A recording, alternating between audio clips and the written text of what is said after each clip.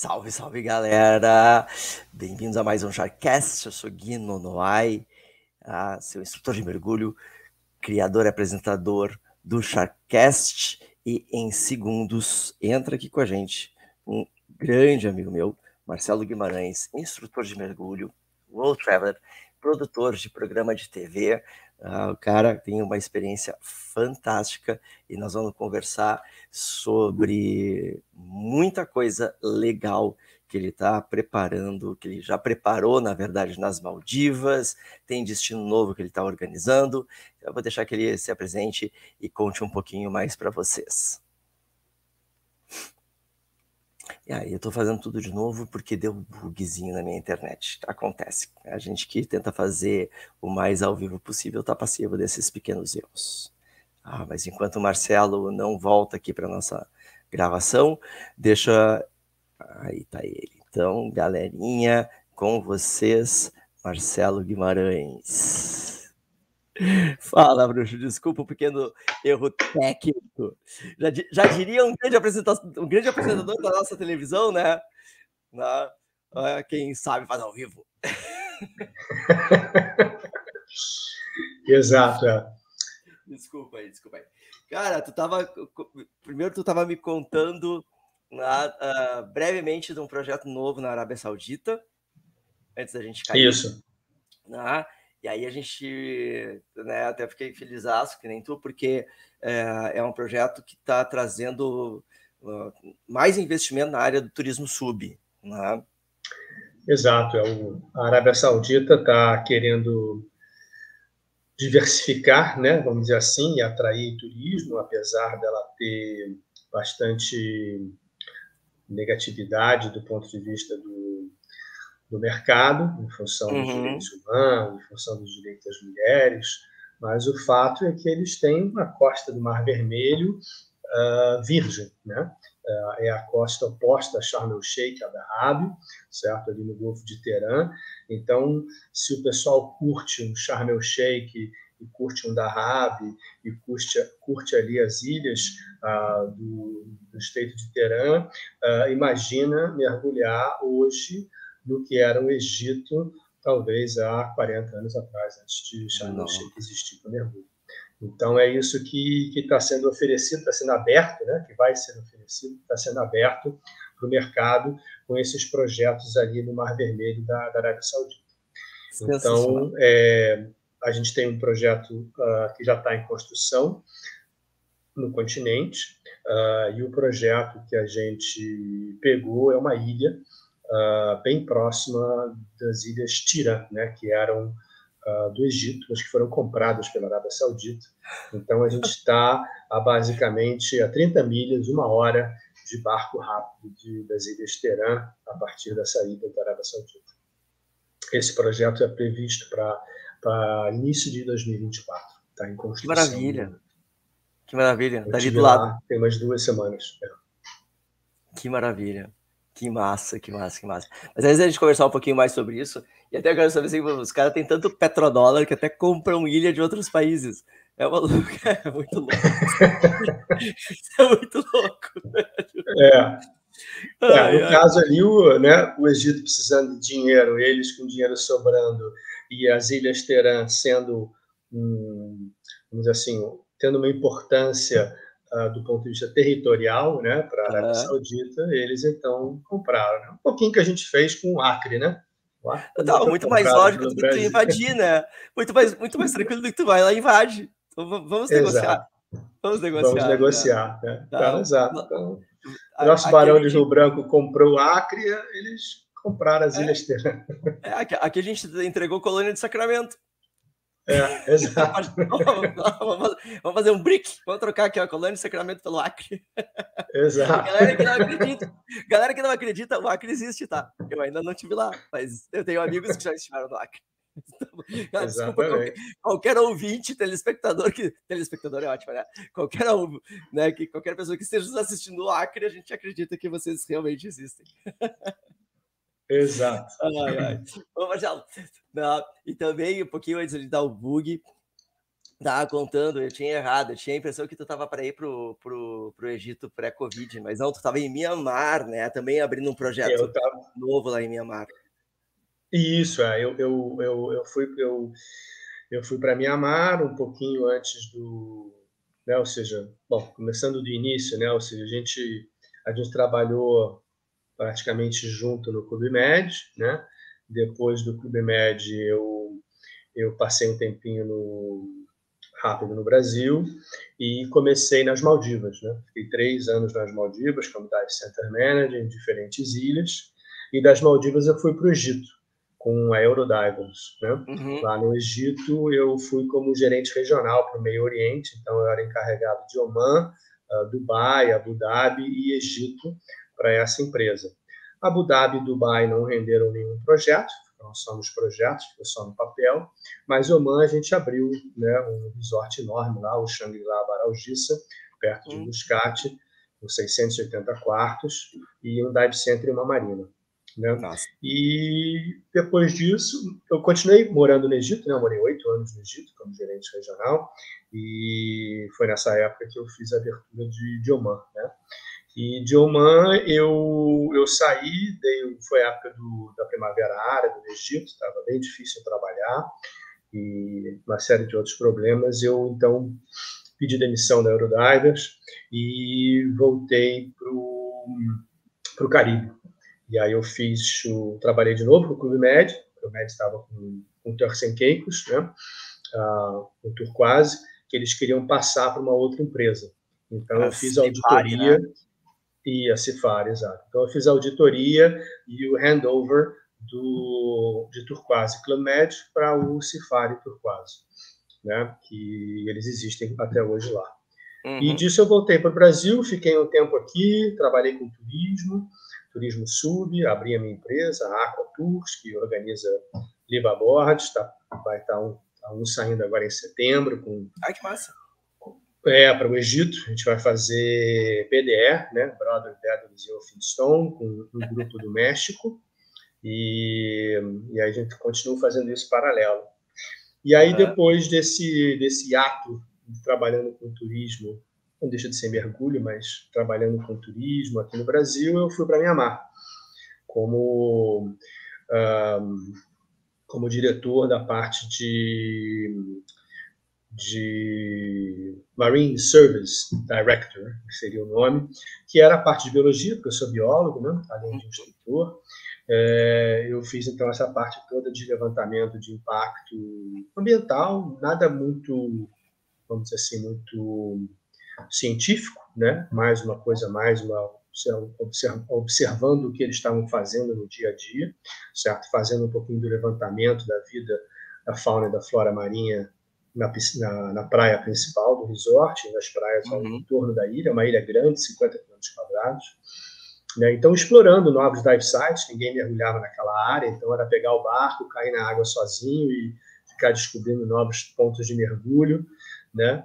E aí foi bacana, a gente fez toda essa abertura lá, só que aí durou até o Covid, né?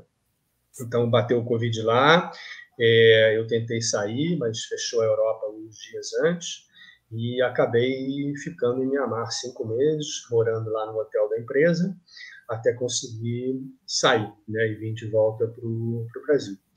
Voltei para o Brasil, fiquei uns meses aqui, trabalhando com turismo também, e aí surgiu essa oportunidade de ir para o Egito, como você falou, mas aí já foi pós-Covid. Uma empresa, uma empresa do Egito, com 8 dive centers e 2 liveaboards, queria me contratar para ser o gerente geral dessa bagunça toda. Né? Eu fui para o Egito, fiquei um mês lá com ele, conversando e, enfim, visitando os dive centers. Ainda era dentro do Covid isso, né? Acontecendo ainda, mas foi um hiato assim, da pandemia. Eu consegui passar um mês lá. E, enfim, ele me fez uma proposta que eu achei na época interessante.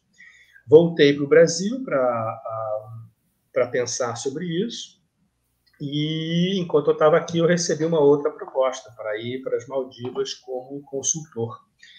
Então, uma outra empresa, que é a empresa que eu trabalho hoje, estava com um dive center com problemas, não estava atingindo as metas de faturamento e com bastantes problemas na equipe.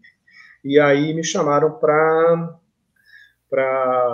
tentar organizar isso, né? E eu, então, fui para lá, meio que em cima da hora, por 2 meses, de 15 de dezembro de 21 a fevereiro de 22. E nesses 2 meses, né, basicamente, batemos a meta, organizamos a equipe, e o pessoal não queria que eu fosse mais embora. Que bom, coisa boa assim é bom. Então eu voltei para a Europa, fiquei na Europa 1 mês, fiz mais uma viagem para o Egito, para então tomar a minha decisão de ir para o Egito ou ir para as Maldivas, e acabei decidindo pelas Maldivas. Então, legal. Hoje eu trabalho com a Dive Butler International, que é uma empresa que hoje tem 5 dive centers nas Maldivas. Eu sou o Special Operations Manager para esses 5 dive centers e dos futuros, incluindo os novos projetos na Arábia Saudita. Que né? Demais! Então, a Dive Butler tem hoje 2 resorts em Malha Norte, né, que é perto do aeroporto, perto da capital, que é o Ritz-Carlton e o Patina, que são as 2 operações maiores. E ela tem mais 2 operações em Bah Atol, lá onde tem Hanifaro Bay, famoso pelas mantas. A gente tem 2 dive centers lá, o Finolo e o Amila. E a gente tem mais uma operação em Nono Atol, que é também para o norte, mas para o nordeste, né? Enquanto que o Bah é para noroeste, né, das Maldivas.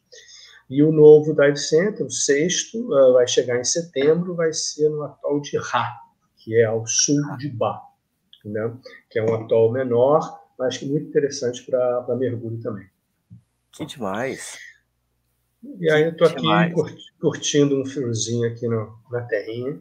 Na terrinha, no Rio de Janeiro, que não dá para dizer que é frio. Isso, exato. Marcelo Gaúcho também vai estar tanto tempo longe do Rio Grande do Sul que vai para o Rio de Janeiro, pega os 22 graus do Rio de Janeiro, né, põe em poncho. É verdade. Já fica agasalhado. 4 anos aí, né, morei 4 anos aí, foi dos 12 aos 16, né, e realmente, né, aprendi o gosto pelo churrasco e vi que o frio não é o meu negócio. Muita gente daqui vai concordar contigo. Exato. Que massa, que massa. Ô, Marcelo, me diz uma coisa, como é que são os mergulhos em Mianmar? Porque a gente ouve muito de Tailândia, por óbvio, que já é um destino bem desenvolvido, né? E Mianmar, acho que até pela própria situação política, né? É um país ainda muito fechado e tal, a gente escuta muito pouco. Então conta um pouquinho pra gente aí como é que eram esses mergulhos, ainda mais num local praticamente virgem, né, inexplorado, que foi essa ilha que tu desenvolveu. O Mianmar ela não existia como um ponto de mergulho, porque não existiam dive centers, não existiam resorts.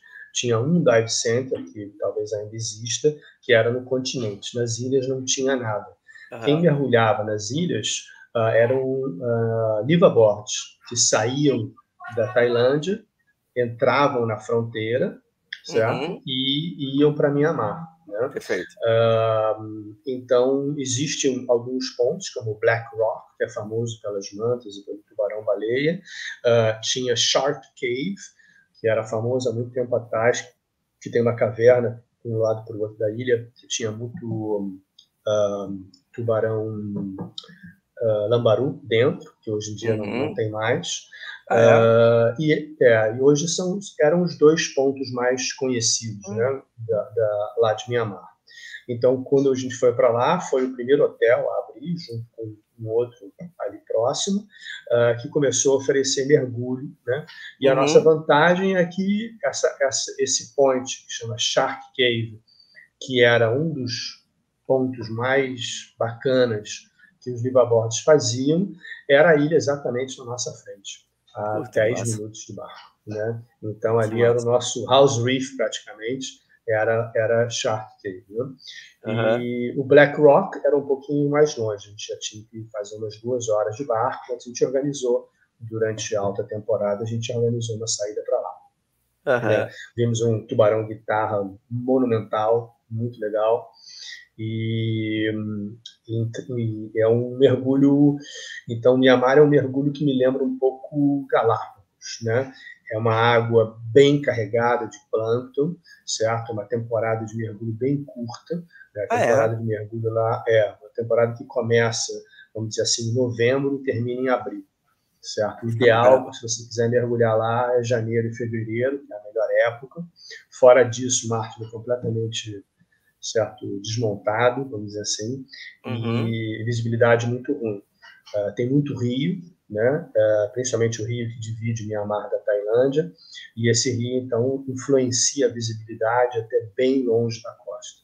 Então, você fica bem limitado. Então, é uma água muito carregada de plâncton e, enfim, de sedimentos do continente, mas é um lugar muito rico em vida marinha. Né? Então, cardume de xarel e cardume de barracuda, você praticamente marca no tempo, e não no número de indivíduos. Né? Então, vi 10 minutos de barracuda. Vi 5 minutos de xarel, entendeu? Porque não dá para contar. Tipo, tinha um cardume de uns 50, não dá. Você vai falar, vi 3 minutos de xarel passando. Que é mais ou menos por aí. Muito coral mole, muita anêmona com peixinho palhaço, muito peixe-leão, muito nudibranquio, certo? Muita vida, realmente. Então, é bem interessante o mergulho. Mas muito curta a temporada, é um mergulho que tem bastante correnteza, porque a maré é muito importante lá, principalmente em função do rio também. Então é interessante para quem gosta de talvez experimentar um lugar novo. Esse liveaboard voltou a operar agora, porque as fronteiras de Mianmar só abriram agora, esse mês, por incrível que pareça, desde a Covid. Só abriram agora. Isso. E para quem se interessa de fazer uma aventura, eu posso sugerir, né, ou seja, recomendar esse liveaboard lá em Mianmar. Né? Chama Smiling Seahorse. E o Smiling Seahorse sai em Mianmar mesmo, ele também sai Tailândia, cruza a fronteira? Não, ele faz o norte da Tailândia, né? Então ele faz Similon, ele faz Richelieu Rock, ele faz Surin Islands, né? E ele então vai para o Mianmar em termos períodos, né? Então ele faz uma viagem para lá, outra para a Tailândia, enfim. Mas você pode embarcar na Tailândia com ele, ou embarcar em Koh Tang, que é a cidade que faz fronteira com a Tailândia. Né? A Tailândia, de um lado do rio é Hanong, e do lado do rio Mianmar é Koh Tang. Koh Tang, tá. Que massa. E como é que foi? Fora os 5 meses de hotel, né? Hanong tem um aeroporto, então você pode usar. Vou passar um pouquinho que deu uma pequena travadinha aqui. Deu uma cortada aí. Vamos lá, tu estava falando que em Hanong que tem o aeroporto? Isso?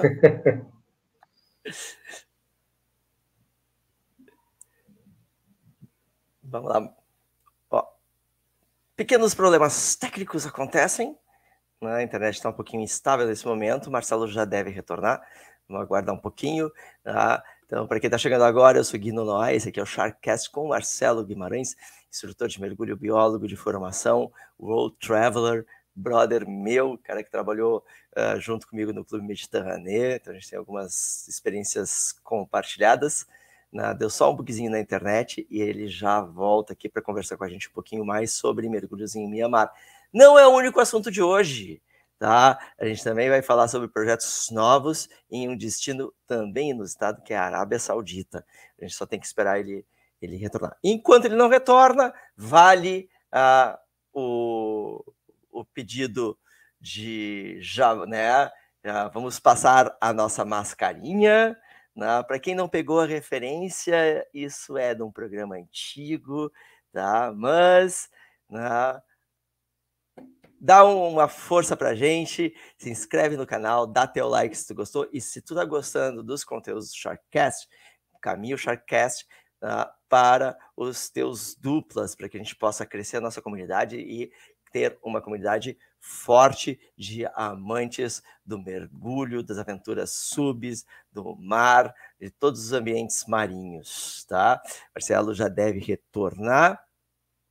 Tá, e aí, que mais que eu tenho para contar para vocês, enquanto tem que estar enrolando um pouquinho de linguiça aqui?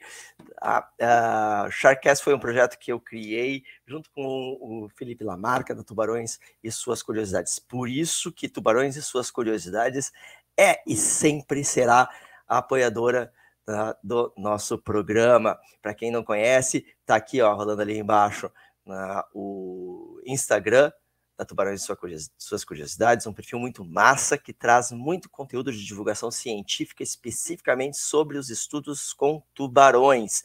Então, segue lá, dá uma força para o Marcelo, dá uma força no canal do Marcelo, que também está no YouTube, com videozinhos curtos sobre tubarões, que vale muito a pena, tá? Lá no Instagram do Felipe, vocês também vão encontrar link para a loja do Felipe, que é a Tubarões e Suas Curiosidades, que é a única, quiçá, marca de Shark Lifestyle do universo, com várias estampas muito legais sobre tubarões e animais marinhos. Feito o nosso momento, passa a sua mascarinha. Vamos só ver se o Marcelo vai conseguir retornar aqui para o nosso programa. Só mandar uma mensagenzinha para ele.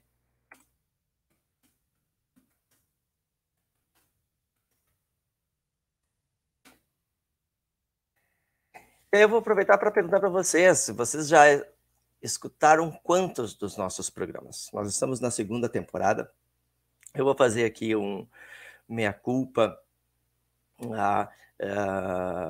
bem forte, talvez, que eu fiquei quase 1 ano e meio sem produzir o Sharkcast devido a outros projetos.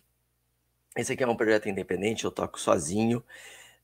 No início a gente fazia conjuntamente com o Felipe, que é um grande amigo, queridão que eu tenho, mas como eu sempre tive o desejo de trazer outros convidados para falar mais sobre mergulho também, sobre outros assuntos relacionados ao mergulho, que é a minha grande paixão, que é, além de esporte, o meu estilo de vida, assim como o do Felipe, assim como o do Marcelo, assim como o da Érica, assim como o da Aninha Santiago, do Reinaldo Alberti, do Cadu Pinheiro, quem mais? Da Dani Baleias, Dani Abraz, que está fazendo um giro incrível pelo mundo, por sinal, tá? Do Otto Gadget, da Amandinha, tá? E eu vou parar por aqui, porque senão eu vou acabar esquecendo gente importante, do Nelson Bonitão, que ainda não veio aqui, mas virá, do meu queridão amigo João Paulo Figueiredo, JP, um dos melhores fotógrafos subs que eu conheço no Brasil, tá? Quem mais? Vou poder trazer finalmente um outro grande amigo meu também, biólogo, instrutor de mergulho, cara que é hoje gerente do Parque Terrestre de Bonaire, do Estinapa Terrestre, né? Paulinho Bertual, e uma gama de outras pessoas que eu já contatei, que já tiveram comigo aqui nesse programa. Então, a ideia aqui é a gente ter um bate-papo de intervalo de superfície, e Marcelo está de volta. Salve! Beleza? Beleza. Enquanto eu estava te aguardando, eu estava literalmente enchendo linguiça aqui. Opa, Marcelo foi embora de novo! Coisas que acontecem. O que eu ia comentar com o Marcelo, vou comentar com vocês, e quando ele voltar, comento de novo, tá? É que essas coisas acontecem. A gente está tirando partido da tecnologia para poder fazer essa ponte, né, que o Sharkcast também procura fazer com vocês que nos curtem, que nos prestigiam, seja no YouTube, seja nas plataformas de áudio, Mas a gente tem que entender que às vezes a internet, né, dá as rasteiras na gente. E vamos lá, vamos de volta. Troquei de ponto de mergulho aqui. Nada.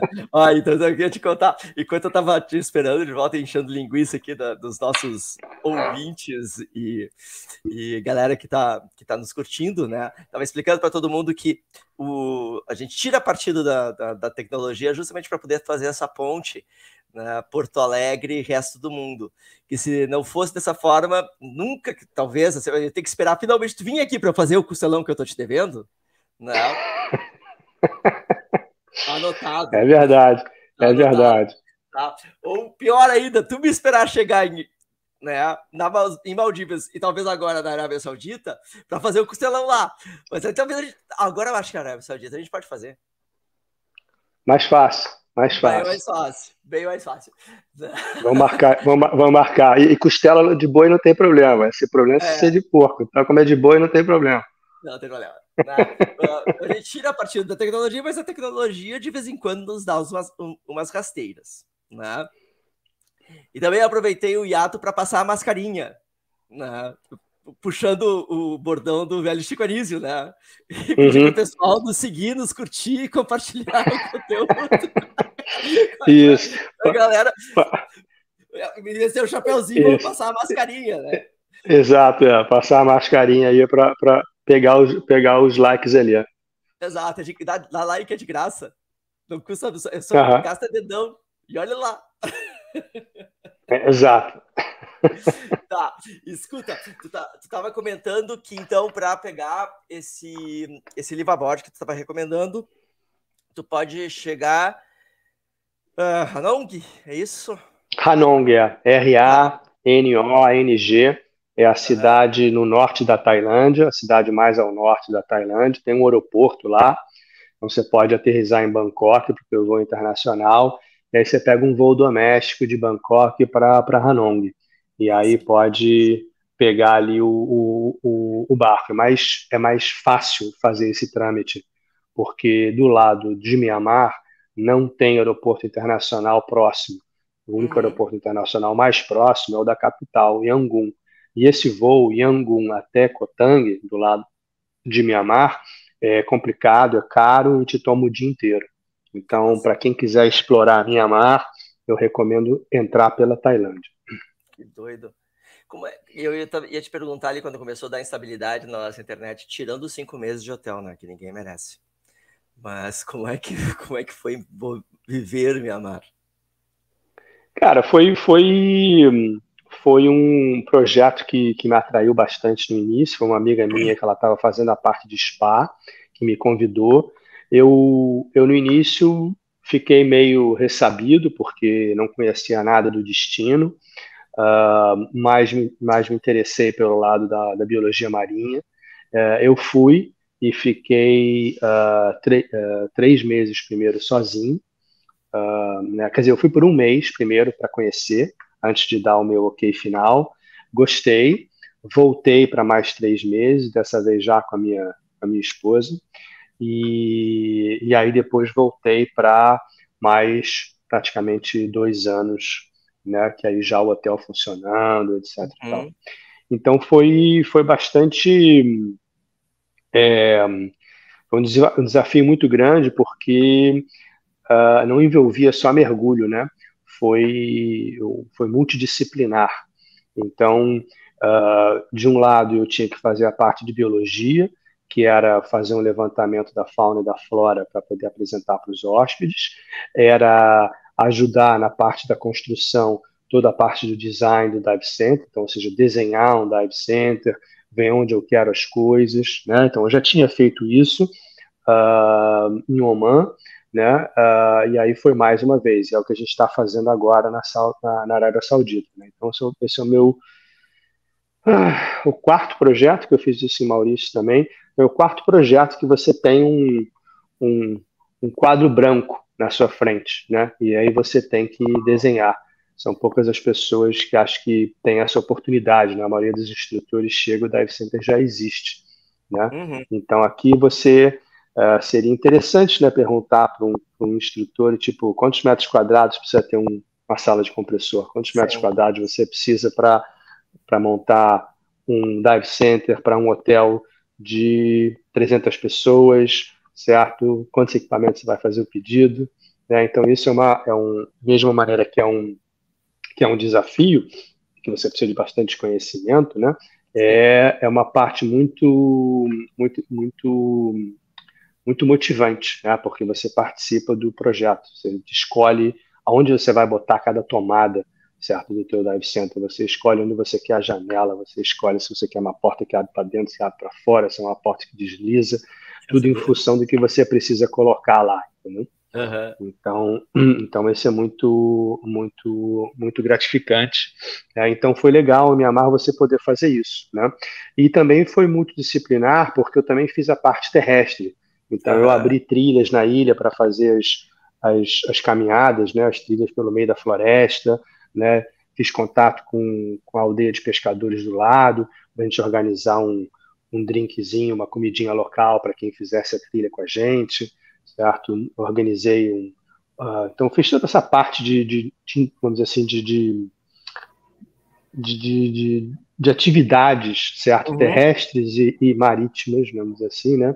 Para os hóspedes, né? Que foi muito legal. E fazia um pouquinho de gerente do hotel também, quando o gerente viajava, eu fazia um pouco essa parte social de receber pelos idiomas que eu falo, né? Então o gerente geral do hotel era um australiano, só falava inglês, né? Então eu falando francês, espanhol, italiano, facilitou para receber os hóspedes, e tinha muito francês indo para lá. Né? Que massa! Que massa. Então, eu acho muito legal isso, porque mostra muito o que é o potencial do turismo geral e como o turismo de mergulho está atrelado a isso de uma forma ou de outra. Sim, né? Realmente é uma atividade que geralmente os hotéis não dão muita importância, certo? Mas só depois que esse centro de mergulho começa a atividade, assim, que eles veem a importância, né? Então, por exemplo, nas Maldivas, 2 dos hotéis que a gente trabalha, na parte do projeto que a gente não participou, a gente já chegou, o hotel já estava finalizando a construção, então a gente não teve muito o que dar palpite no projeto, o centro de water sports, né, de esportes náuticos, que é basicamente jet ski, né, stand-up, caiaque, essas coisas, era simplesmente uma tenda na praia, entendeu? Completamente sem proteção de vento, de chuva, de sol, entendeu? É simplesmente uma tenda na praia. E junto com o dive center,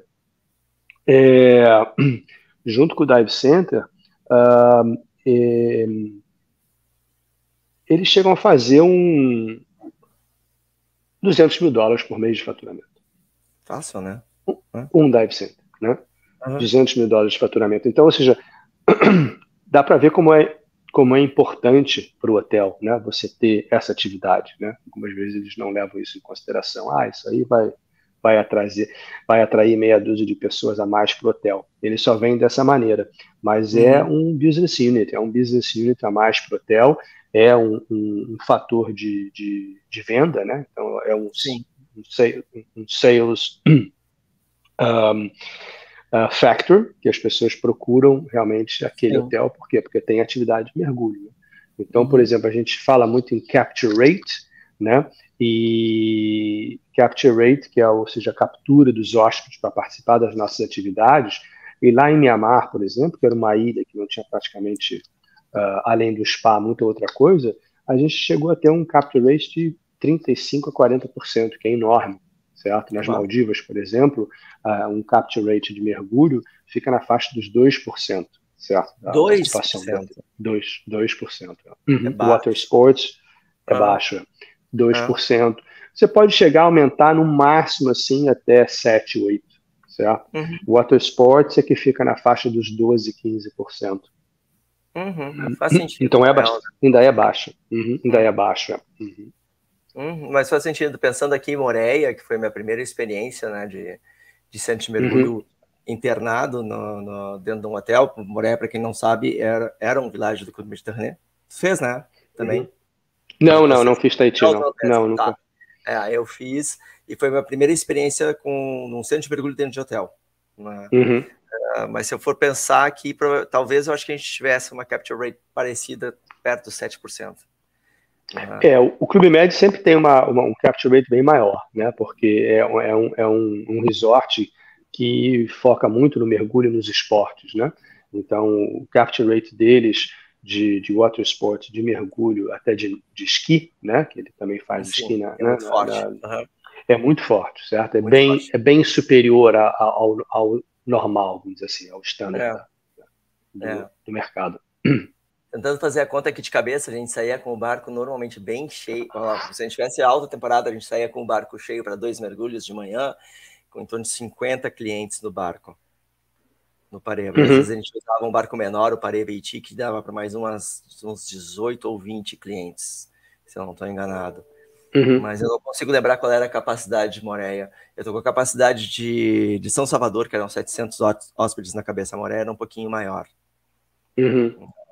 Mas bem... São Salvador chegava a ter 3 barcos saindo, né? Quando eu fiz Columbus, meu recorde num dia foram 190 mergulhadores. Eu nunca fiz a conta, mas a gente saía com 3 barcos lotados. Exato. E é bem interessante a gente também olhar isso, mesmo com todo esse tempo já de experiência, conversando contigo, é a primeira vez que me vem justamente essa ligação, porque o turista de mergulho, tirando eu, que, né, gente assim, né, que tem o vício no sangue, só quer mergulhar, geralmente o turista de mergulho fazer 1, 2 mergulhos e depois ele quer outra atividade. Ele não deixa, Exato. mas ele quer ter uma trilha, ele quer ter um barco à vela, dali a pouco um hobcat para poder dar uma banda, ele quer comer bem, ele quer beber bem, né? Então ele é um cliente interessante para o hotel. E é uma pena que muitos hotéis não entendem isso, e aí não fomentam tanto, né, a própria questão do mergulho. Exato, eu acho que muitos hotéis teriam uma capacidade de aumentar a ocupação, trazendo alguma atividade desse tipo, né? Ligada ao mar, né? Já que a gente falou Vai, fala. Não, o que eu digo é assim, não só ter atividade, mas dar valor à atividade, né? Muitas vezes falam, a gente precisa de um centro de mergulho, a gente precisa de um centro de esporte náutico. Aí eles colocam no fim da ilha, num lugar atrás, num arbusto atrás da árvore. Exato. E aí, então, eles falam, tá vendo? Isso aí não dá dinheiro para o hotel. Claro, porque está lá, realmente, né, num lugar super escondido. Se você colocasse isso num prime spot, você ia acabar, certo, vendo que tem condição de trazer muito mais, gerar muito mais faturamento para o hotel. Com certeza. Ou às vezes terceiriza, ele vai buscar um parceiro local que fica meia hora, 40 minutos do hotel. E às vezes o cliente não tá afim, ele não está afim de deslocar. Essa também é uma realidade. Ele quer a comodidade, né? Não importa. Isso, é a coisa que você tem no Egito, né? De você entrar num minibus desses, né? Numa van desses e fazer 40 minutos até, certo, chegar no barco, né? Então é muito, muito desconfortável. É melhor você fazer isso, sai do seu quarto, certo? Já tem um lugar para deixar seu equipamento e você só caminha pro barco, pro pier, com a sua toalha, basicamente, né? E tudo tá lá já para você. Comodidade, né? Era a realidade é a realidade na Nassau, na real. Que é a maior operação que tem em Nassau até hoje, está no lado sudoeste da ilha, onde pelo menos até 2012, que foi a última vez que eu estive lá, não tinha mais nenhum hotel. Quando eu morei lá, a gente ainda tinha o Clarion, que era um hotel menorzinho, assim, que operava, mas fechou em seguida. E todos os hotéis estão concentrados em Paradise Island, que dá uma viagem de 40 minutos de ônibus. Então, mesmo a operadora tendo transfer, é 40 minutos para te chegar, para te mergulhar, para te mais 40 minutos para te voltar, né?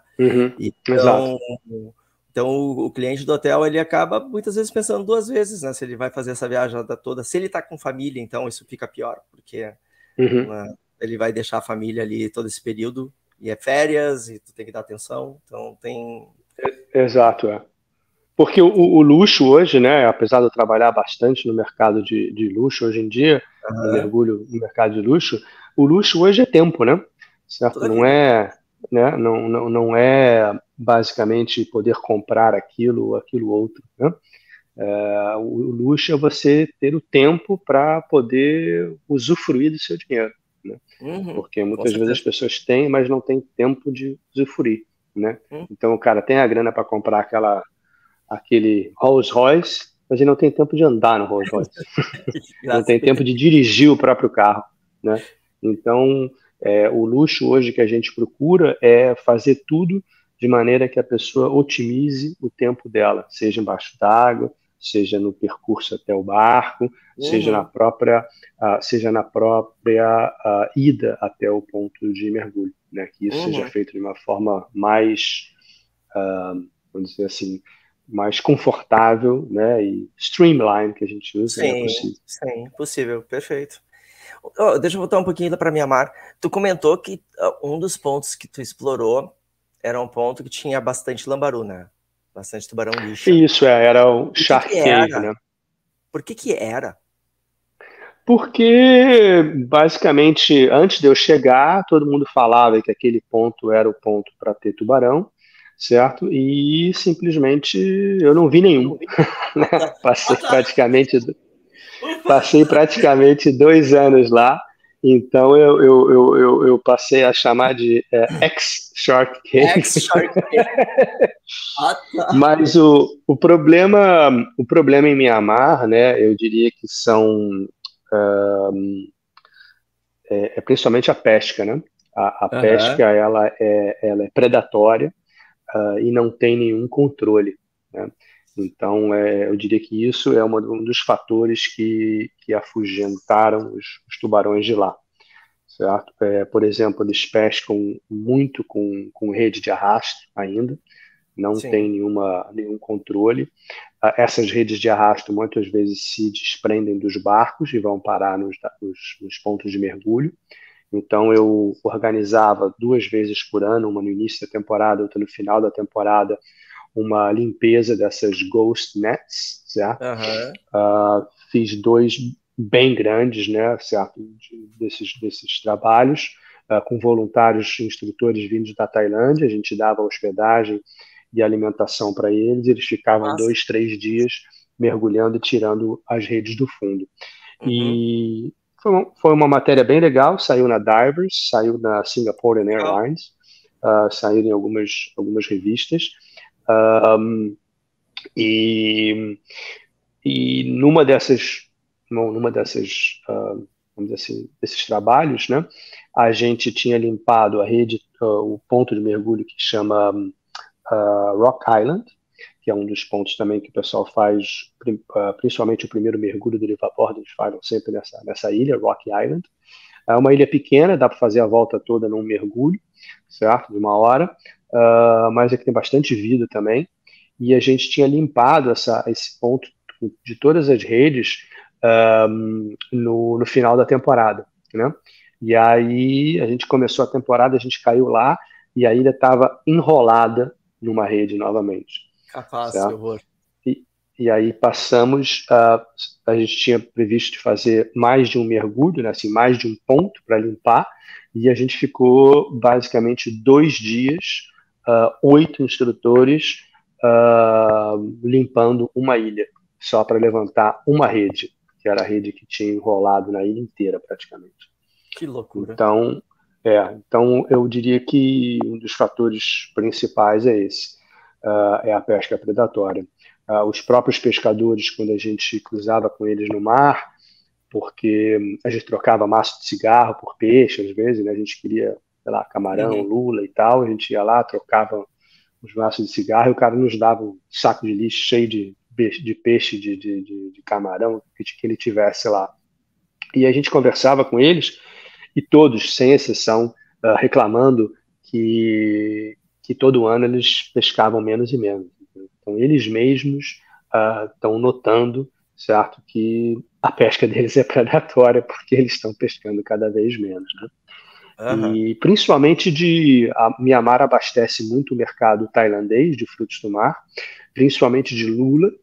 E quando você vai para Mianmar, para uma ilha dessas, à noite, a partir das 5h30, né, escurece e o horizonte está inteirinho iluminado de barco pescando com lula, né?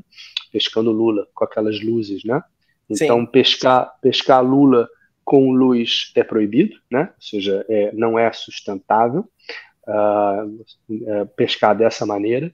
E a quantidade de barcos, e você faz o cálculo de quantos cada um deles está tirando, né, em quilos ou toneladas de lula, é impossível que aquilo ali Possível seja sustentável, exatamente. Então, realmente tem muita lula lá, você vê muita lula durante os mergulhos, certo? Mas é uma coisa que eu diria que, se continuar nesse ritmo, está fadado também a desaparecer. Tudo bem que a lula se reproduz muito mais rápido, né, do que o tubarão, mas eu diria que também está fadado a você ter uma sobrepesca de lulas lá também. Não, mas uma coisa é fato, se não tiver gerência de pesca, e que é uma coisa bem complexa, bem controversa até, inclusive, né? Mas é necessária, tu vai acabar tendo, tu vai liquidar com o estoque. Uhum, E realmente Não lá tem. tem muito, né? Como eu te falei, né? Você tem Aham. aí cardumes de xarel, de barracuda, que você conta por tempo e não por indivíduos. Sim, sim. Então, realmente, quando eles pegam um cardume desses, é uma absurda a quantidade que eles estão tirando, né, do mar, né? De xarel, no caso, né? Aquele Sim, xarelzinho pequeno. sim. Aí, depois, de novo, né? O problema é todo tu conseguir fazer essa pesca de forma adequada para que tu possa ter reposição desse estoque. Uhum, exato. Senão Mas depois não vai não ter. tem, você não tem nenhum tipo de fiscalização, né? Porque essas ilhas, onde eu estava trabalhando, elas estão a 1h30 de lancha rápida, certo? Do continente, então elas estão a Uhum. praticamente 55 milhas do continente. Então você não tem nenhum tipo de fiscalização. Então eles fazem o que eles querem. Assim que os hotéis começaram a abrir, eles começaram a pescar lagosta, e lagostas pequenas, ovadas, né? Então, ou seja, começou a Sim, gerar um outro tipo de problema. sim, sim. Pena, pena. Muito bem. E agora me conta, Arábia Saudita. O que que tu Então, vai aprontar na Arábia Saudita? é um projeto muito legal para quem quiser pesquisar. Eu já posso divulgar o nome, até mês Manda aí passado pra eu não podia nós. divulgar o nome. Manda aí, Então, para quem dizendo. quiser pesquisar no YouTube mesmo, você procura Uhum. NEOM, Neom, N, November, November, November Echo, tá? Oscar, Mike. November, Echo, Neon, Oscar, Oscar, Mike. Mike. Tá. Isso. Só Neon. isso. E o nome da ilha isso é um projeto mega Uhum. né, do governo da Arábia Saudita, que engloba vários projetos. Um dos Uhum. projetos chama The Line, que é aquela linha que vai ser construída ao longo de toda costa do Mar Vermelho, que vai ligar Jeddah a essa parte do Mar Vermelho dos projetos, né? E lá a gente vai ter uma ilha que chama Sindala, Aham. Sindlah. Sindala. Então, É Si Sindala e Sindala, so Sierra Ind November, Delta Alpha, Alfa. Lima Alpha Hotel. Show. Sindala. Então, Sindala é a ilha, certo, que está a 30 milhas das ilhas Tirã, no Golfo Aham. de Tirã, e que está sendo construído, então, lá 3 hotéis, um Four Seasons e 2 da rede Marriott, que é onde a gente vai, então, fazer o management de um dive center que está sendo construído do zero. Então, tive lá realmente pontos de mergulho maravilhosos. Já foi feito todo um levantamento dos pontos de mergulho. Tudo isso foi filmado em 360. Que E a gente massa. então está está, então, preparando os virtual goggles, né, dos pontos de mergulho. Então, quando você chega para fazer a sua inscrição para mergulhar, você vai botar o óculos e você vai ver o seu ponto de mergulho antes de cair dentro da água. Que demais! Que muito a fuder. Os briefings de mergulho, em vez de ser aquele rabisco daquele dive master que não sabe desenhar, né, que faz o peixinho.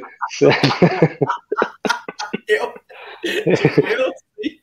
Exato, que tem que botar a legenda nos desenhos, ó, isso aqui é um peixe, isso aqui é uma moreia.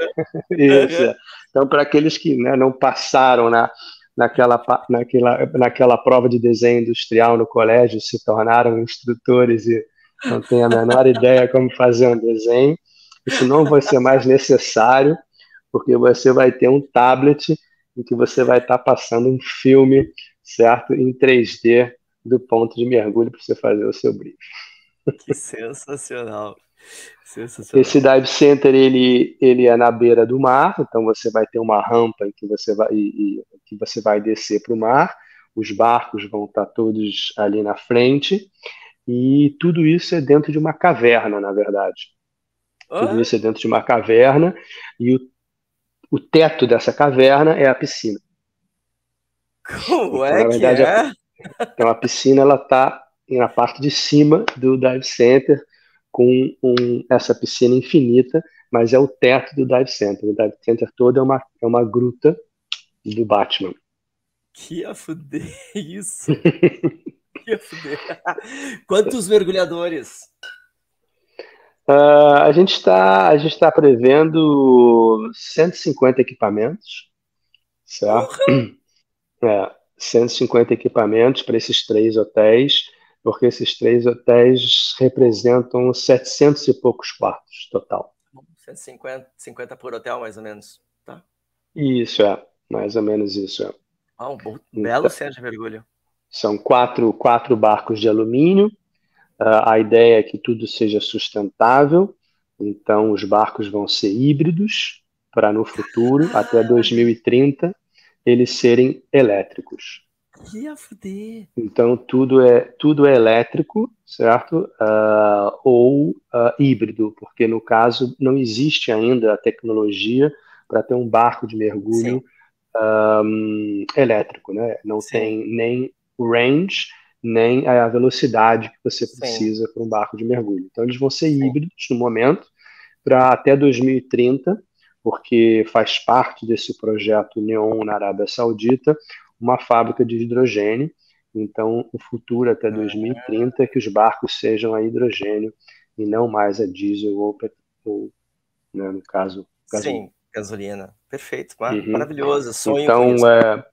Então, a parte de water sports é toda elétrica. Você jet ski elétrico, é aqueles quadrifoils elétrico, é tudo elétrico. Que demais. Já mapearam os pontos de mergulho lá, Marcelo? Já, então, esse levantamento foi feito por uma equipe que passou basicamente 6 meses mergulhando lá todo dia, 3 mergulhos por dia, e tem já um levantamento de todos os pontos de mergulho filmado, com os depth ranges, né? E é um relatório de 120 páginas. O que tu pode contar para nós desses pontos novos de mergulho? Mas eu diria... Daqui a pouco aqui, ó, a Erika Bilks, da Great Explorer, tá? Queridona, amigona nossa, que é especialista também em levar a galera para mergulhar, provavelmente vai te contatar para buscar informações. Isso tem que ser um destino para ela. Mas o Mar Vermelho, o que a gente especificamente essa área é muito legal porque, primeiro, ela é uma virgem, certo? Ninguém nunca, certo, operou mergulho lá. Então você vai estar mergulhando em pontos de mergulho que nunca ninguém mergulhou antes. Em termos de qualidade de corais, é superior ao outro lado, Sharm el-Sheikh, né? Então, em termos de corais moles e corais duros, é muito bom. E em termos de fauna, né? Você tem tartaruga, você tem golfinho, você tem dugong, Então, ou seja, vai ter, no caso, excursões em barcos elétricos para fazer snorkeling com tartaruga, para fazer observação de golfinho, né, de cetáceos em geral, e provavelmente observação de pássaros e provavelmente de dugong. O de dugong vai ser numa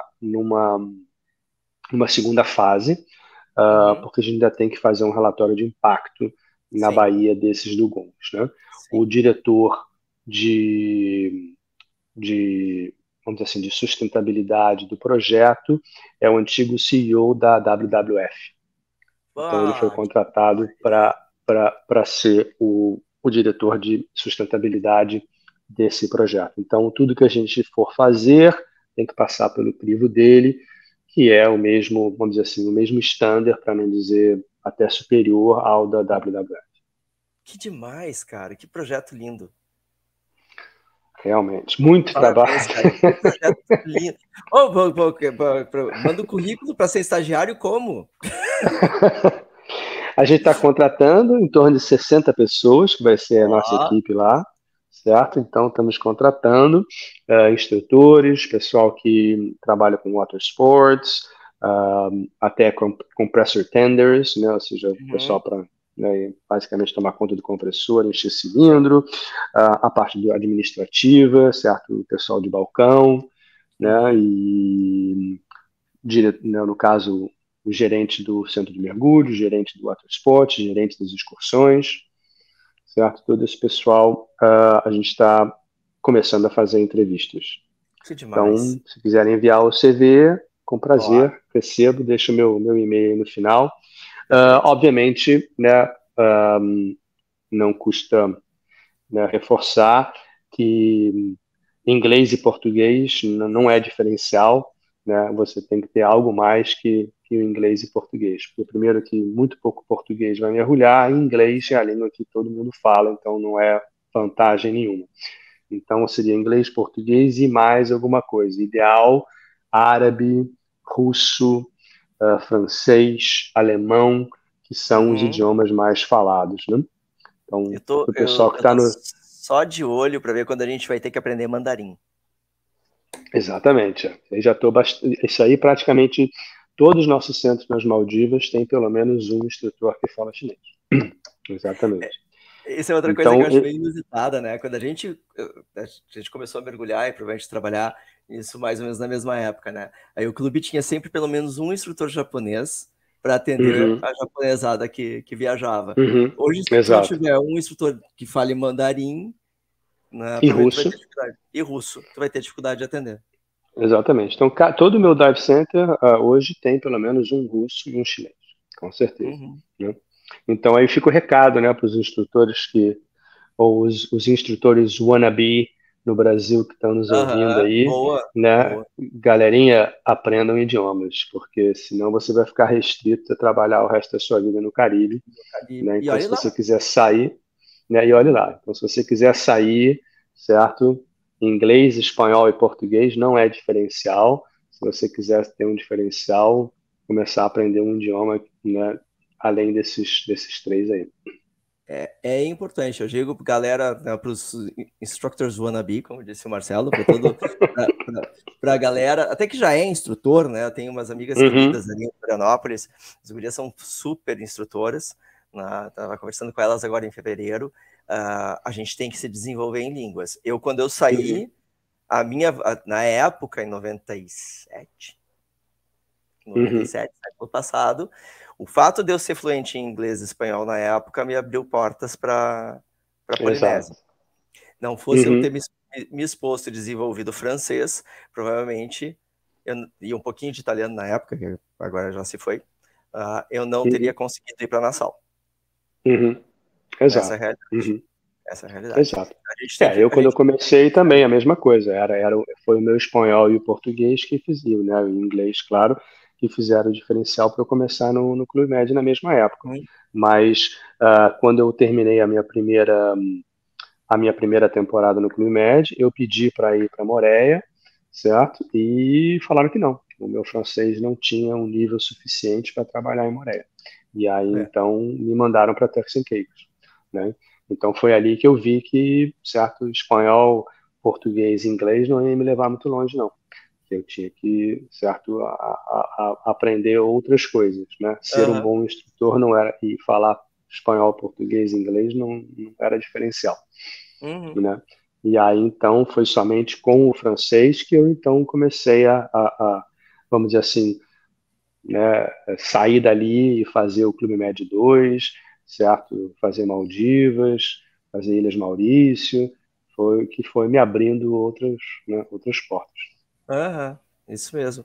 E eu estava lembrando agora, assim, no início desse século, né, acompanhando aquela página de empregos da PAD, deu para ver claramente assim o começo do turismo russo acontecendo. Porque começou a ser pré-requisito, não é pré-requisito, mas ser diferencial falar russo. Como provavelmente o mandarim hoje é um diferencial, né? Então não fica, hashtag fica a dica. Né? Assim, instrutor de mergulho não é só mergulhar, galera. Tem mais coisa. Exatamente. Exatamente. E aí outra dica que acho que vale a pena, né, que acho que tem muita gente assistindo aí, pessoal que está começando, é você continuar se especializando, entendeu? Ou seja, cursos de manutenção de regulador, principalmente Scuba Pro e Aqualung, que são as duas marcas que são mais, né, utilizadas no mundo. É você fazer um curso de manutenção de compressor, né, pelo menos um troubleshooting aí da Bauer, certo? Curso de inspeção visual em cilindro, certo? Um curso de vendas, certo? Para você aprender a vender melhor. Porque hoje em dia não basta você ser bom com os hóspedes, certo? Você ser, certo, gente boa e ter um bom feedback. Você tem que saber vender, afinal você está lá para gerar uma receita para o dive center e para você mesmo, né? Porque a maioria dos dive centers são em comissão. Então, se você é aquele cara tímido, que não sabe vender e tal, eu diria que também está na hora de você, certo, aprender isso aí. E hoje em dia, com essa parte de coral restoration, né, que o pessoal está fazendo muito, principalmente nas Maldivas, certo? Cursinhos nessa área que você consegue fazer online e depois ter uma prática, né, também são muito importantes para você ganhar um diferencial. Entendeu? Então, são cursinhos de restauração de recifes de coral que você faz online, que te dá um certificado e que faz um diferencial, entendeu? Então, ou seja, né, eu diria que o teu curso de instrutor te dá uma licença, né, se a gente pode chamar assim, um certificado, para você começar a aprender. Certo? Você aprender a ser um instrutor. Né? Eu diria que um curso de instrutor só te ensina a dar aula dentro dos standards para você não dar merda, vamos dizer assim. Né? Certo? Para você ser um instrutor depois de quando você recebe aquele certificadozinho. É lá que você vai começar a ser instrutor. Concordo 100% contigo. Né? Quando eu fiz o meu IDC, né, meu curso de instrutor, foi justamente isso. 15 dias de standard PAD na cabeça. Exato. Outro já vinha com um bom Dive Master, e ainda assim, né? E depois é o dia a dia da operação. Não tem?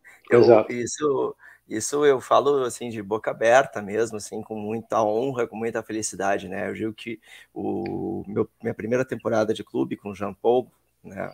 Nosso querido Jean Paul Morales, efetivamente foi a minha formação. Não desmerecendo, por favor, o Henrique, que foi meu instrutor desde avançado, não desmerecendo o Guto e Paulinho da Real Sub, que me abriram a oportunidade, acredito que os caras tiveram a capacidade de me contratar do Rio Grande do Sul para Arraial do Cabo via telefone público. Não foi nem fax. Sem nunca ter olhado para minha lata. Né? Me abriram as portas da Real Sub, que estava recém começando, tenho a honra de dizer que sempre direi, foi o primeiro instrutor da Real Sub. Né? Mas aquela batida dia a dia, 2 mergulhos de manhã, 5 alunos de tarde, de domingo a domingo, né? Exato, sabe, aquela cancha ali, isso foi Jean Paul que me oportunizou, foi o Clube Med que me oportunizou. Então, eu fiz Bahamas, foram 680 mergulhos. Isso aí. Em duas temporadas. Em um ano. Isso aí. É exatamente a mesma conta que eu faço. Porque eu sou um taradinho por mergulho. Eu sempre gostei de mergulhar, né? Então, eu que movimentava os noturnos. Então, toda semana, pelo menos um noturno eu fazia. Quando era alta temporada, eu conseguia enfiar uns 2 noturnos pra galera. E depois, quando eu fui pro Stewart, mais 2 anos de Stewart, aí sim, aí eu fazia até 5 mergulhos por dia. Eu tava feliz, tava realizado. E também bombando nos noturnos. Exato. Marcelo, deixa eu te perguntar, ainda dando dica para quem quer levantar a mão para ir trabalhar contigo na Arábia Saudita, qual certificador ou quais certificadoras vocês querem? Ou vocês objetivam? Só PAD. Só PAD. A Dive Butler trabalha exclusivamente com a PAD, ou seja, PAD. Não é exato, não é SSI, não é NAUI, nenhuma outra. Então, só PAD, realmente. Que acaba também sendo mínimo do mínimo. Eu acho que a PAD, ela se adapta, apesar de eu não ter nascido como PAD, né? Eu nasci como CMAS, como instrutor, e depois virei NAUI, cheguei até Course Director da NAUI, e depois que eu fui virar PAD. Hoje sou só PAD. Não sabia desse teu lado CD. Eu trouxe a NAUI para o Brasil, né? Eu que organizei o primeiro curso de instrutor da NAUI no Brasil, né? E quase ao mesmo tempo que o pessoal do projeto Aqua na época, né? Que era o Rafael e o Mário, mas quando eles começaram o curso dele, eu já tinha terminado o meu. Então, na verdade, né, o meu ITC foi o primeiro organizado no Brasil e eu cheguei a dar aula para o Rafael e para o Mário de standards em português, porque o Course Director na época, que era como é que é o nome dele, que criou a TGI? Não, eu ia falar o... Começa com B, esqueci o nome dele agora. Que coisa, o Brett Gillian. Brett Gillian, exato. Então, o Brett Gillian era o Course Director deles. Aí eu fui fazer uma visita ao Projeto Aqua durante o curso deles. E aí o Brett Gillian falou, você já é instrutor? Eu falei, terminei na semana passada. Não, então dá aula de standard aqui para eles, aqui em português, que vai ser melhor. É só ler o manual. Muito clássico isso. Então, ou seja, eu trouxe a NAUI para o Brasil e aí eu virei instructor trainer durante os primeiros ITCs que eu organizei e aí fiz o meu course director lá em Nova Orleans durante um dos demos. Que demais. Né? Cheguei a organizar alguns ITCs, né, da NAUI no Rio, certificando pessoas como o Roberto Trindade, certo? Como o Márcio, Dr. Márcio, falecido já, certo? E uma outra galera.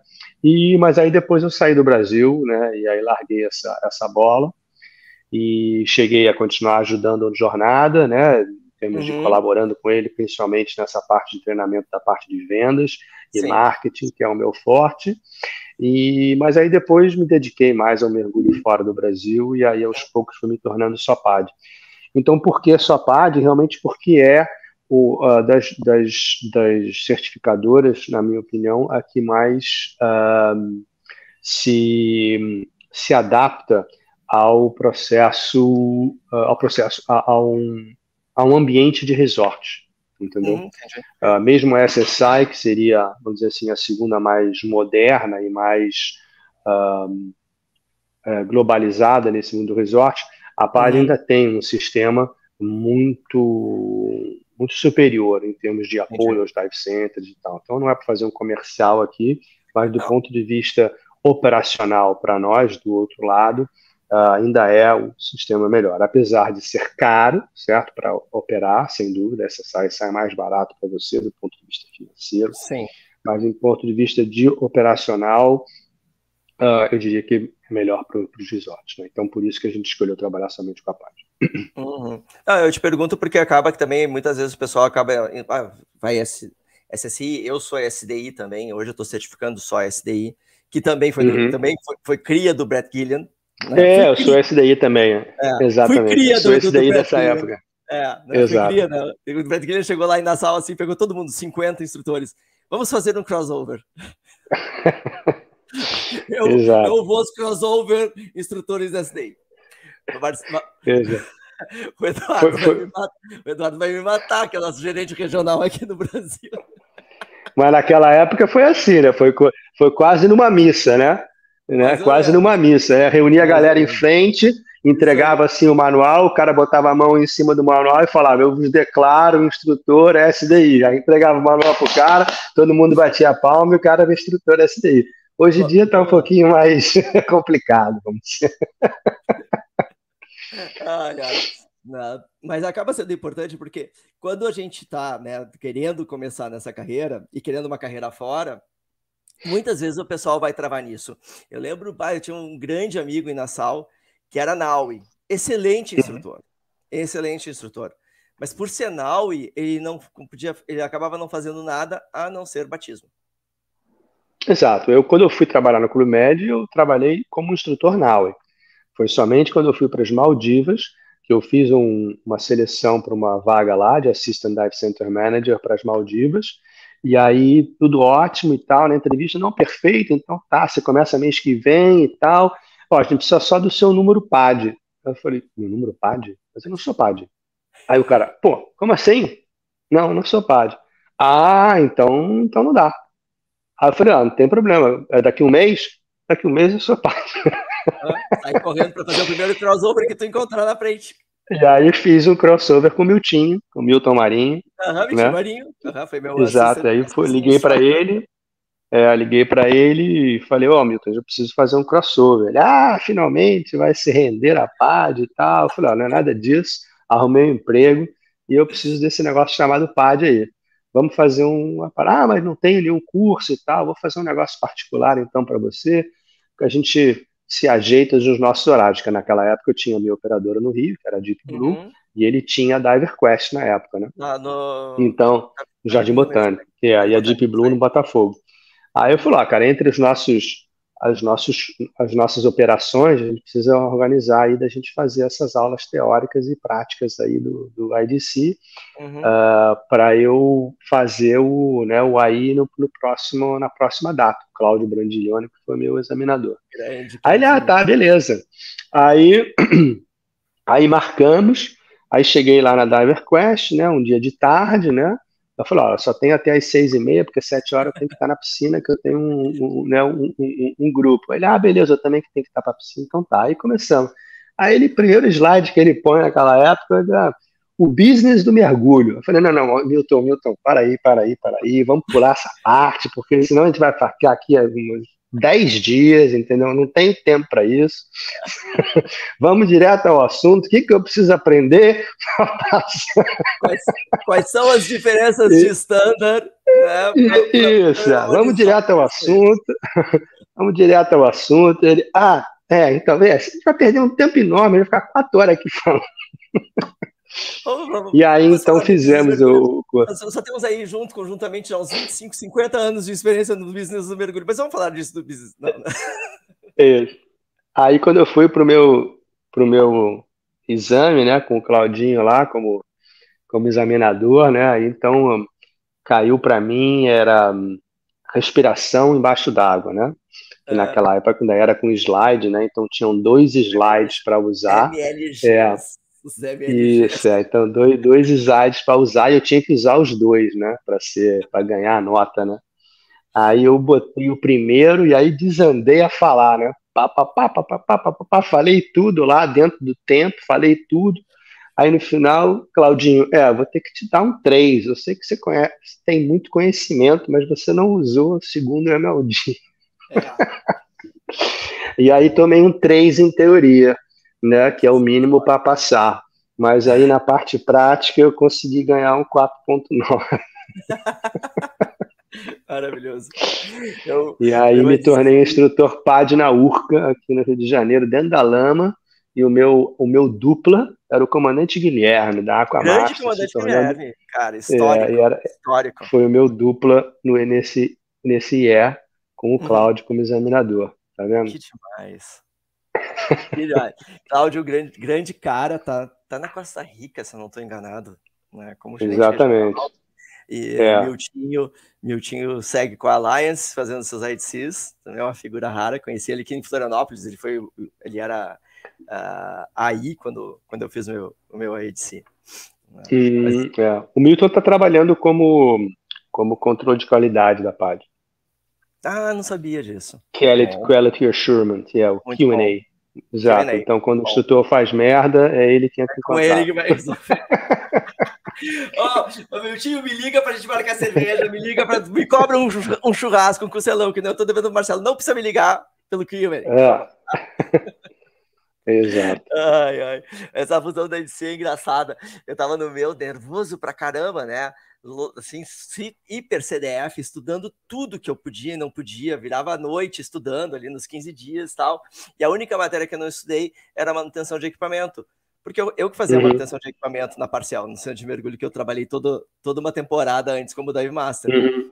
Aprendi com o Henrique, que era meu instrutor, um baita cara, super instrutor, então, sabia tudo, achava que eu sabia tudo de equipamento. Fui para a prova de equipamento sem abrir uma folha da prova de equipamento. Tomei pau na prova de equipamento. Vamos para a segunda época. Segunda época na prova de equipamento ninguém merece, né? Mas eu fiz segunda época na prova de equipamento.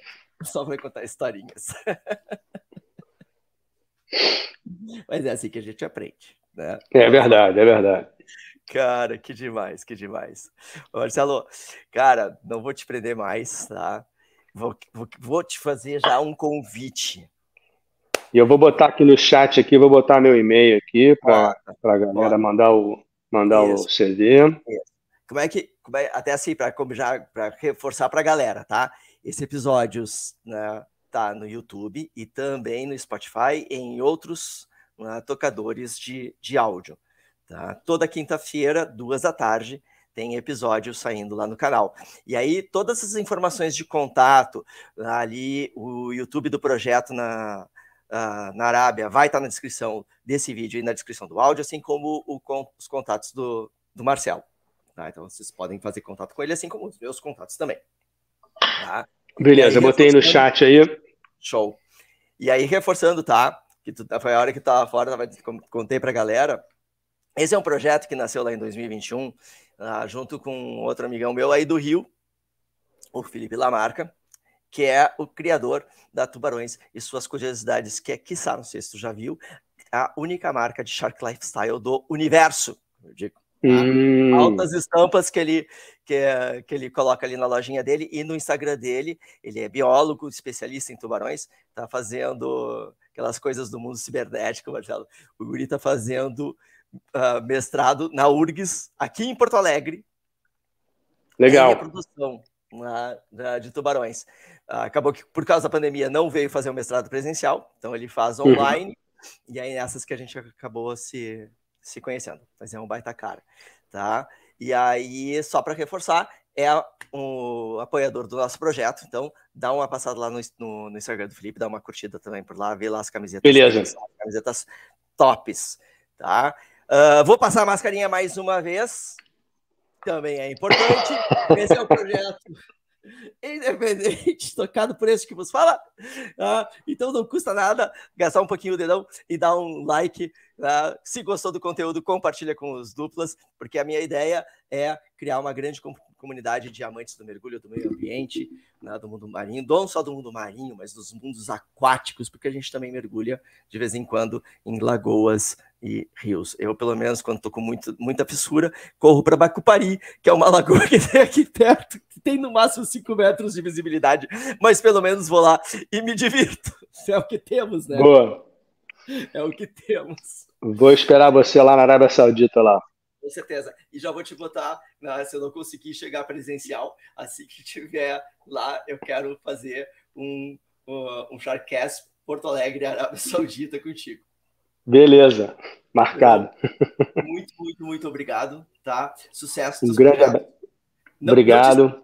Não te assusta com o meu currículo, tá? Ele vai lá para a caixinha e eu também. Tranquilo, com prazer. Analisarei todos. Tá? Brasileiro é bom de trabalho. É verdade.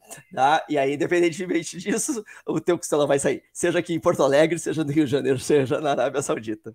Com certeza. Show! Tá? Então, muito obrigado a todos que nos acompanharam até agora. Muito obrigado pela audiência. Muito obrigado por terem nos assistido, nos escutado. Espero que vocês tenham gostado. E até o nosso próximo Sharkcast. Águas claras e bons mergulhos a todos. Valeu, brigadão, um abraço a todo mundo. E aí, qualquer coisa, estou em contato. Abração. Tchau, tchau. Show, abraço. Tchau, tchau. Tchau, Marcelo.